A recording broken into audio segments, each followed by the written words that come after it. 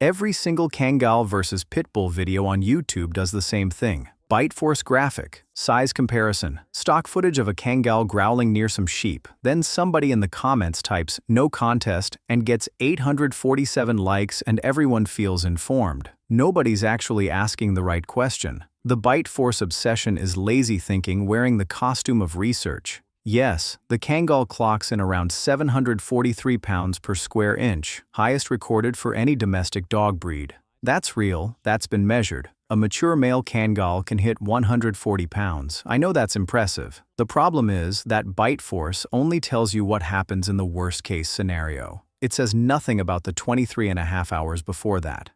So let's actually talk about these dogs. The Kangal comes from Sivas, Turkey. And I don't mean that as a throwaway geographic detail. I mean the entire personality of this dog was forged by the Anatolian plateau.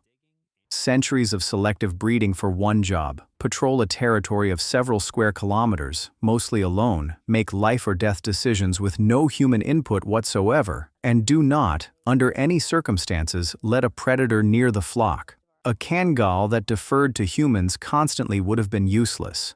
The ones that survived and bred were the ones that could think independently, hold a territory, and project enough threat that wolves reconsidered. That's the animal you're dealing with, not a golden retriever that got big. I spent some time researching a livestock farmer outside Konya who ran 3 Kangals on his property. His youngest dog had successfully driven off a pack of 3 wolves when it was 18 months old, not scared them away, actually confronted them until they left. The dog had a torn ear and was eating dinner like nothing happened by the time the farmer got out there. That's genuinely staggering. I'm not going to pretend otherwise. But here's the thing about that story. That dog had a job. It had miles of territory. It had other Kangals. It had been raised from puppyhood with the flock it was protecting. That's the environment the Kangal was built for, and in that environment, it is extraordinary. Now take that same dog and put it in a house in a suburb of Dallas. Backyard, fence, neighbors walking past with strollers. That ancient brain doesn't turn off because the context changed. It's still running territorial threat assessments on every unfamiliar stimulus. Socialization can soften the edges, but only if it starts before 8 weeks and stays consistent for years. Miss that window and you have 140 pounds of independent decision-making that wasn't trained out of the breed, it was trained into it over hundreds of years. Most people buying Kangals right now are not farmers. They're buying the aesthetic, the size, the seriousness, the way the dog looks in photos. And that's fine, I'm not judging. I also briefly wanted a Kangal after watching too many videos. But wanting a dog and being the right person for that dog are two separate things. A well-bred Kangal from working lines in the US runs $1,500 to $3,000 up front. Feed for an adult male at working weight runs close to $120 a month. Vet costs scale with body mass. A dental cleaning for a large breed at a veterinary clinic in a mid-sized American city is now around $700. And the energy requirement is different from what people expect. Kangals aren't hyperactive. They're endurance active. Long, slow, territorial walking. Their ancestors covered 20 miles in a night. That instinct doesn't dissolve in a suburban backyard. It just has nowhere to go. Now the Pitbull. And yes, I know that word is doing a lot of work, because Pitbull is technically a public umbrella term covering the American Pit Bull Terrier, the American Staffordshire Terrier, the Staffordshire Bull Terrier, and sometimes anything that looks vaguely blocky and medium-sized. The media uses it as a catch-all whenever something goes wrong, which has done enormous damage to the actual breeds underneath the label.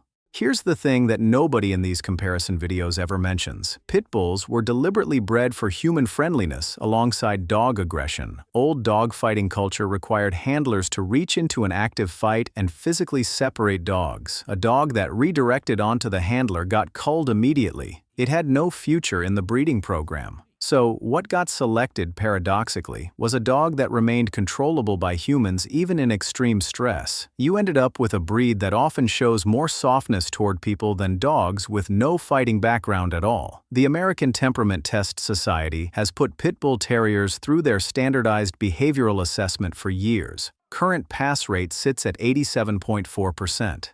That's higher than German Shepherds, higher than border collies, higher than golden retrievers. That surprises people every time, and I understand why. It contradicts 40 years of media coverage. But the data is public and the methodology is consistent. I'm not saying pit bulls are harmless. That would be stupid.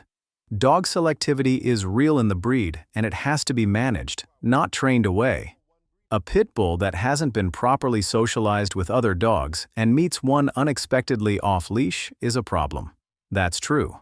But the narrative that pit bulls are uniquely dangerous to humans is not supported by temperament research, and I think people deserve to know that, rather than just absorbing the fear. What pit bulls actually are is a 45 to 65 pound, people-obsessed, extremely high-energy working dog that was designed to go hard and never stop. They were terriers bred for function, and that function required athletic intensity and willingness to keep going past the point where other dogs would quit. That quality shows up everywhere in the breed, in how they play, how they work, how they connect to their owners.